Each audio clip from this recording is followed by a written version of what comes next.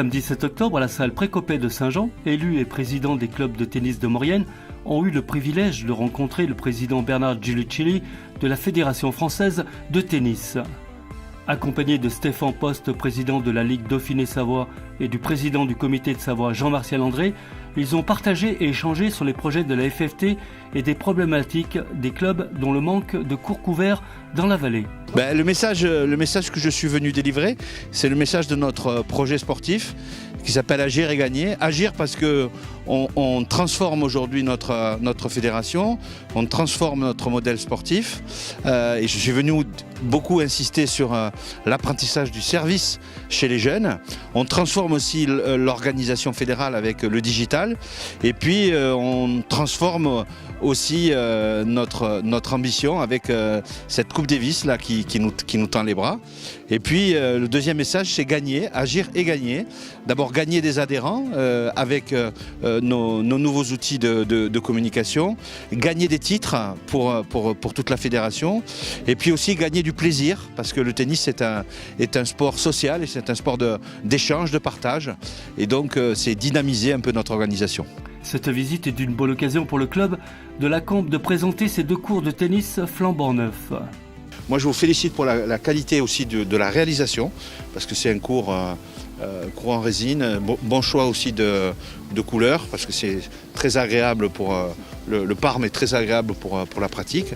Et puis je trouve qu'il y a on sent qu'il y a un rôle social aussi de la structure pour fédérer toutes les énergies. Donc bravo. Et puis je pense que ce matin on a semé une autre graine de ce projet de territoire.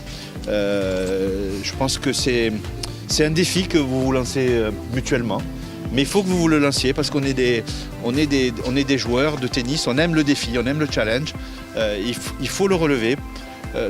Peut-être pas pour vous, mais peut-être pour les générations qui viennent. Tout à l'heure, on parlait de Grégory Carraz, on parle de joueurs comme ça. Vous n'êtes pas une région aussi difficile que ce qu'on le dit. Vous avez sorti de bons joueurs et vous avez cette capacité, parce que c'est sans doute une mentalité de montagnard, d'être plus résistant, d'être plus endurant. Jean-Paul Margueron, premier adjoint au maire de la ville et président de la 3CMA, nous éclaire sur le financement de ces 2 terrains complètement rénovés.